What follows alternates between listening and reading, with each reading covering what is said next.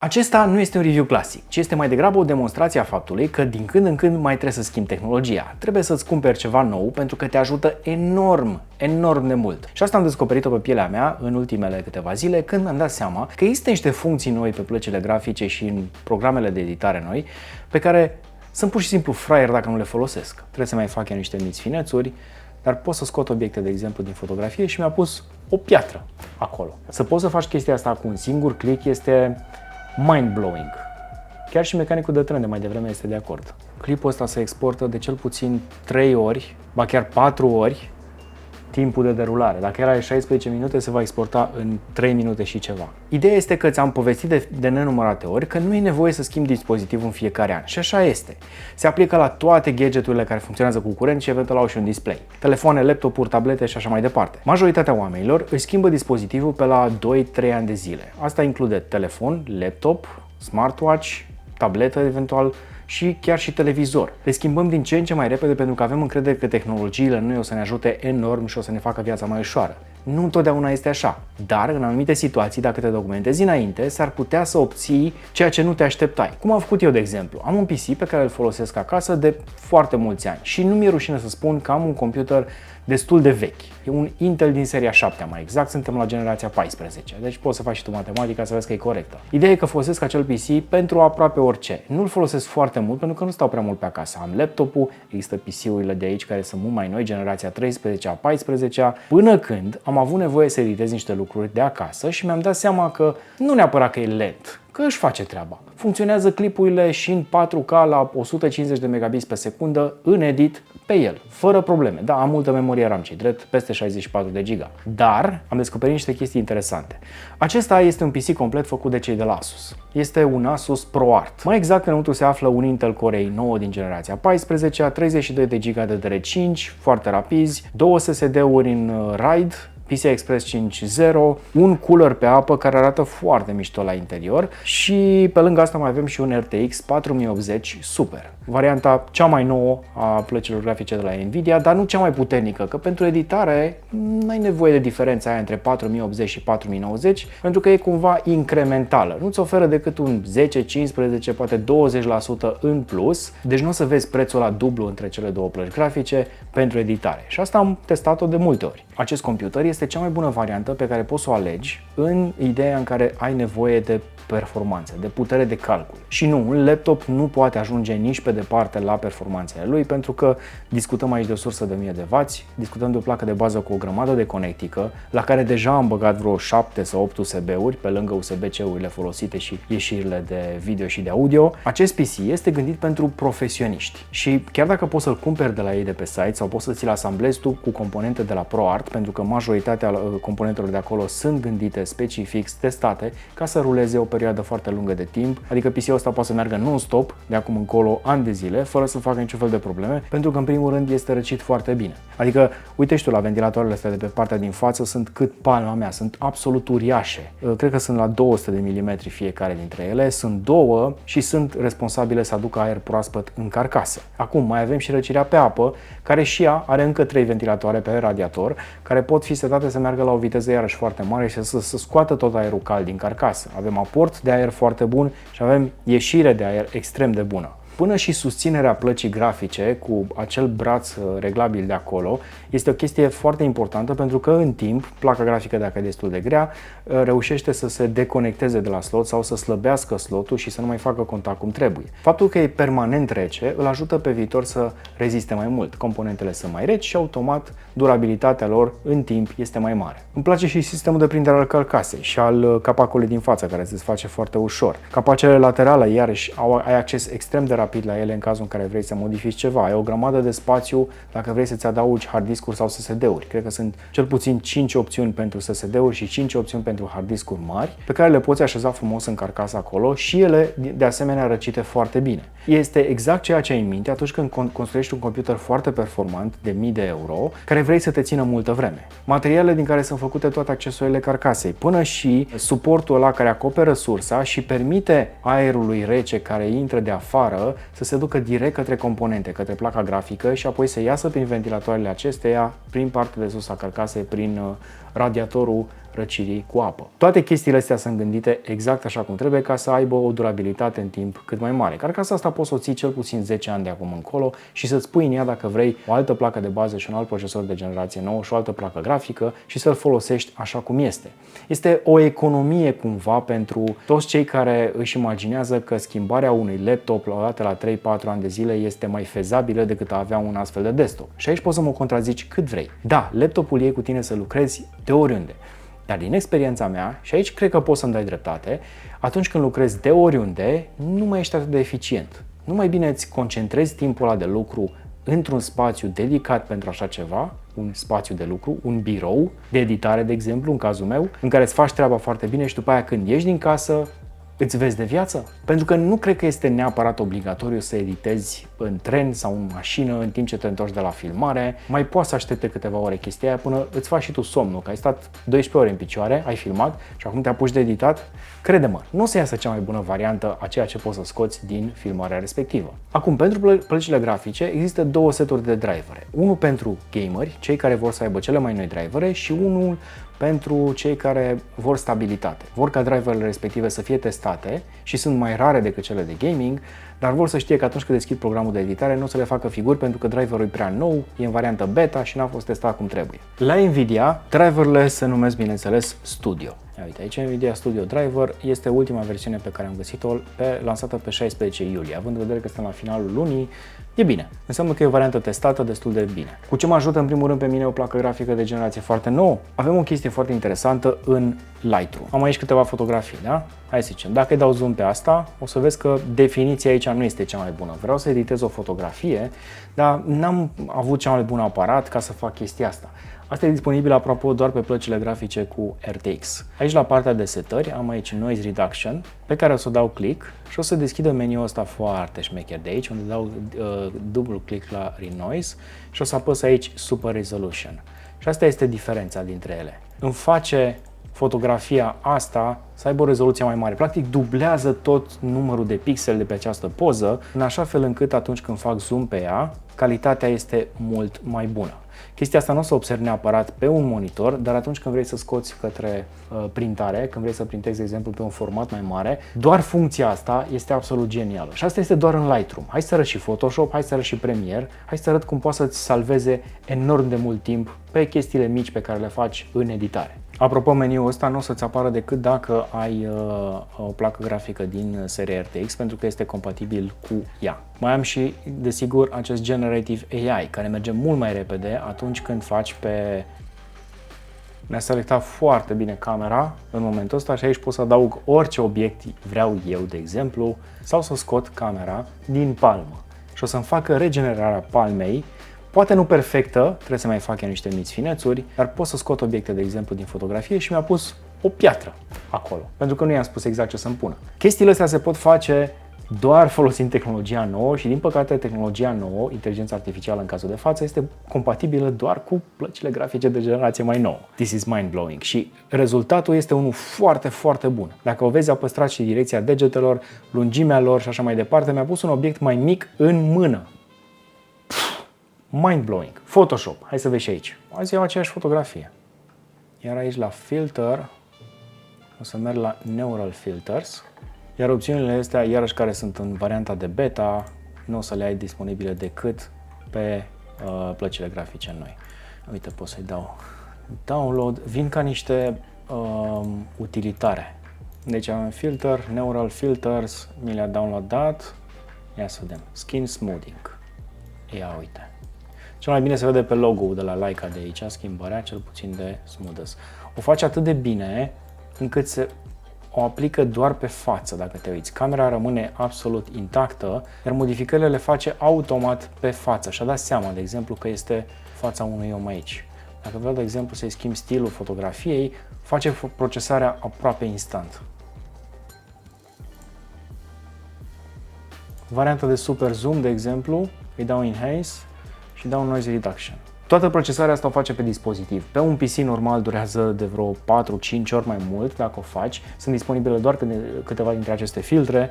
Pe de altă parte, pe un computer cu Nvidia RTX, mai puțin de jumătate de minut a rezolvat problema. Astea sunt procesori pe care le poți face cu orice fel de fotografie. și mi-a mărit rezoluția imaginii de 2 ori. E la 10.000 de pixel pe 7.000. Uite-te la definiția asta. Este incredibil. Și dacă o debifez, asta este rezoluția inițială și asta este rezoluția procesată.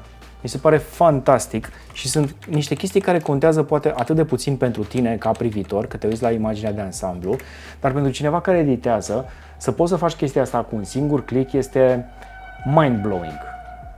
Chiar și mecanicul de tren de mai devreme este de acord. Acum, unul din lucrurile importante pe care trebuie să-l știi atunci dacă editezi video este că sistemul tău este dependent de program și invers. Programul e dependent de computerul tău. Pentru Premiere, pentru toată suita de la Adobe, Nvidia și Intel sunt până acum cea mai bună opțiune. Cum ar fi, de exemplu, să editezi automat în Premiere, să scoată cel puțin bucățile pentru social media, cum facem noi, de exemplu, și să le reîncadreze, să le reașeze automat și să facă chestia asta doar în câteva secunde. Tu nu trebuie să dai decât doar un click. Auto Reframe Sequence. Pot să-i spun aici ce vreau să obțin. Vreau să obțin video pătrat sau vertical 4x5 sau 9x16. Vreau 9x16. Unde este așa, o să remove transitions. Create. Mi-a reașezat toată secvența de 13 minute în așa fel încât eu să fiu perfect în cadru și ceea ce arăt eu să fie iarăși în cadru. Și în momentul ăsta, cred că ai auzit ventilatoarele deja, pentru că PC-ul a început să muncească cu adevărat. Ca să miști un pic mai repede treaba asta, ai putea să lucrezi cu secvențe mai mici, de exemplu. Aici folosește și procesorul și placa grafică. Deci el practic mi-a creat o secvență nouă cu informația din video inițial, mi-a făcut reîncadrarea și acum pot să decupez eu unde vreau. Chiar și telefonul pe care îl țineam un pic mai laterală l-a pus acolo unde trebuie. Imaginează pentru cineva care editează un podcast și care trebuie să treacă de la un invitat la celălalt în funcție de momentul în care vorbește. Premierul știe să facă chestia asta în mod automat, în momentul de față. L-am chinuit prea tare la capitolul ăsta. Ba nu, pur și simplu mi s-a deconectat SSD-ul de pe el. Ăsta iarăși este unul din motivele pentru care nu folosesc SSD-uri externe la editare, lucru pe care ești cam nevoit să-l faci în cazul unui laptop. În momentul de față trebuia să copiez toate chestiile astea pe desktop ca să nu am probleme de genul. O problemă cu care ne confruntăm destul de des este că poate vrei ca subiectul tău să fie mai în focus și atunci, în funcție de setările pe care le faci în momentul respectiv, s-ar putea să nu obții acel focus pe care ți-l dorești. S-ar putea să fie ori pe obraz, ori pe ureche, ori pe nas și toată zona să fie cumva mai autofocus. În funcție de obiectivul pe care îl folosești, poți să obții efectul ăsta, dar poate nu-l vrei, poate clientul nu și-l dorește. Și atunci te duci foarte frumos, iei opțiunea de Unsharp Mask, o aplici clipului și poți să-l faci să fie mai curat, să se vadă mai bine. Diferența asta mică face ca multe clipuri să iasă în evidență, mai ales pe social media, pe TikTok, pe Facebook, pe Instagram și așa mai departe și o să le observi. O să vezi că e un pic mai clar decât celelalte, că este un pic mai, calitatea mai bună. O să-ți placă, e frumos de urmărit, mai ales atunci când se vede foarte bine. Chiar dacă în clipul ăla nu se întâmplă poate chestii extraordinare spectaculoase sau nostime, o să-ți atragă atenția. Trucul ăsta foarte mic costă foarte multă performanță pentru computerul tău, dar poți să o faci aproape instant cu opțiunea asta, dacă, bineînțeles, ai o placă grafică de la RTX. Și asta se vede, bineînțeles, pe fața mea. Dacă mă duc pe fața mea, uite aici, sunt la 0%. Chestia asta mică este foarte ușor de observat. Face ca imaginea să pară mai clară, mai frumoasă, mai elegantă, mai curată. Ca să nu mai vorbim de export. Ăsta este un clip în 4K 63, îl punem la maximul la care a venit el, 150 de megabits pe secundă. Da, avem un fișier destul de mare, 15 GB. Dar hai să vezi cât de repede exportă, 13 minute la cea mai bună rezoluție posibilă. Clipul ăsta se exportă de cel puțin 3 ori, ba chiar 4 ori timpul de derulare. Dacă era 16 minute, se va exporta în 3 minute și ceva. Hai să vedem și încărcarea, placă grafică versus procesor. Foarte multă placă grafică, aproape 90%. Ceea ce înseamnă că decodarea o face strict pe placa grafică. O altă funcție foarte importantă este partea de Enhanced Speech. Atunci când ai, de exemplu, sunetul tras pe telefonul tău sau pe o cameră și n-ai folosit lavaliera corect și nu s-a copiat și sunetul sau s-a întâmplat ceva cu lavaliera, cu microfonul pe care actorul sau personajul îl are pe el, atunci poți să reușești să rezolvi chestia aia doar prin software și cu ajutorul unei plăci Nvidia RTX e cu 75% mai rapidă decât un RTX 3080 Ti. Și atenție că comparația este făcută pe 4090 de laptop versus un 3080 Ti de desktop. Așa se aude un clip înregistrat cu telefonul cu sunetul unei alarme pe fundal. Așa se aude un clip înregistrat cu telefonul cu sunetul unei alarme pe fundal. Așa se aude, de exemplu, sunetul înregistrat de pe telefon și stau aici lângă server, lângă invertoare, mi-am băgat degetul în cadru. Așa se aude, de exemplu, sunetul înregistrat de pe telefon și stau aici lângă server, lângă invertoare. O altă chestie la care placa grafică ne ajută pe noi este partea de streaming. OBS-ul e una dintre cele mai folosite aplicații pentru chestia asta. Trebuie să o rulezi ca administrator aproape de fiecare dată, dar OBS-ul în momentul de față este susținut de Nvidia și dacă eu, de exemplu, îi adaug sursă, îi dau apply și aici și îi dau start recording. Chestia asta în momentul de față merge exclusiv placă grafică și îți poate face recording la ecran ca să poți să împarți, de exemplu, ecranul cu altcineva. Da, folosește destul de multe resurse în momentul de față pentru că așa l-am setat eu, pentru că vreau să știu că PC-ul ăsta, de exemplu, e doar pentru streaming și doar de pe PC-ul ăsta trimit imaginea la cea mai bună calitate posibilă către internet, către canalul de YouTube, de Facebook, de Twitch, de YouTube Gaming și așa mai departe. Iar asta e soluție pe care o folosesc mulți streamer. Au un PC de gaming și unul pentru streaming. Ăsta de streaming se ocupă doar de streaming, adică preia imaginea de pe consolă sau de pe PC-ul respectiv printr-o ieșire de HDMI și o trimite mai departe pe internet către unul sau chiar mai multe canale de streaming în același timp. Acum, toate lucrurile pe care ți le-am arătat aici sunt niște exemple și poate nu se aplică direct pentru tine. Poate nu folosești aceste funcții, poate nu ești editor video sau foto și nu ai nevoie de un PC atât de puternic. Dar sunt chestii care merg pe tehnologia nouă și nu vor merge niciodată pe cea veche pentru că nu au fost gândite pentru ea. Uite, de exemplu, pe partea de smartphone-uri, acele passkeys-uri de la Google nu funcționează decât pe telefoane cu Android 14. Iar ăsta este iarăși un subiect despre care ar trebui să vorbim în viitor, pentru că asta înseamnă că n-ar trebui să-ți mai ții minte parolele și vor fi stocate în siguranță la tine pe telefon, împreună cu o cheie care comunică cu cloud-ul sau cu contul respectiv și se autentifică în timp real. N-am vorbit însă despre monitor, iarăși o chestie la care va trebui să fac upgrade în curând, pentru că monitorul pe care îl folosesc eu acasă este un ultra-wide cu un refresh rate de 144 de Hz. Atât am ținut pentru că la momentul respectiv mă jucam și pentru partea de simulatoare era exact ceea ce aveam nevoie. Pentru partea de editare și de foto însă ai nevoie de un contrast mai bun, de o claritate mai bună a culorii, dacă se poate o specificare de HDR10 cel puțin, adică 1000 de niți cel puțin și bineînțeles niște culori calibrate. Varianta asta de la ProArt, de la Asus de 32 de inch, este exact ce ar avea nevoie un editor de foto sau de video. Asta în primul rând pentru că are partea de calibrare aici jos. Jucăria asta de aici îți face calibrarea monitorului. Aici avem senzor de luminositate externă și un senzor de infraroșu pentru alte accesorii. Iar ecranul este mult mai bun decât ceea ce vezi din spatele meu. E mult mai curat și afișează culorile exact așa cum ar trebui ele să fie. Sigur, nu arată ca un monitor clasic, normal, elegant, subțire, cu margini extreme, deși sunt destul de subțiri marginile dacă te uiți aici, partea de ecran a fost adusă în față, partea asta de jos pare așa un pic mai învechită. Dar asta pentru că înăuntru se află multe componente, iarăși care sunt gândite să funcționeze o perioadă lungă de timp, de aceea a fost cumva supradimensionat în comparație cu un monitor normal. Orice dispozitiv electronic se încălzește, are nevoie să disipe căldura, înăuntru se află radiatoare mai puternice, ceea ce asigură iarăși funcționalitatea acestui dispozitiv mai mult în timp.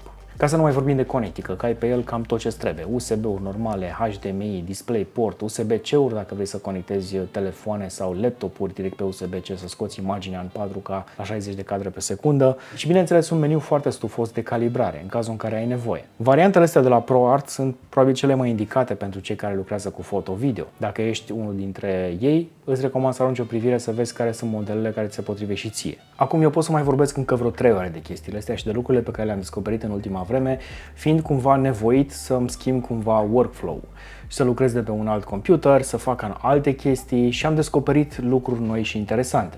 Dacă vrei să mai auzi despre ele, lasă-mi un comentariu mai jos. Putem să facem, de exemplu, un live în care să vorbim de chestiile astea. Sunt tare curios dacă ai fi interesat de așa ceva, lasă iarăși un comentariu. Putem să-l programăm eventual pentru săptămâna viitoare. Acestea fiind spuse, recomandarea mea este că chiar dacă faci lucru pe care îl faci tu foarte bine de foarte multă vreme, s-ar putea să fie apărut lucruri noi în ultimii 3-4 ani, mai ales cu evoluția inteligenței artificiale. Cam toate programele o folosesc, unele mai bine decât altele. Vezi dacă au apărut lucruri noi în domeniul tău și dacă te poate ajuta tehnologia pe tine, ce a apărut recent, să faci lucrurile mai repede în primul rând și poate chiar mai bine, mult mai eficient. Cam atât. Sper că ți-a plăcut acest video. Dacă da, dă-i un like, dă-i un share ca să-l vadă și un prieten, iar noi ne vedem data viitoare. Numai bine!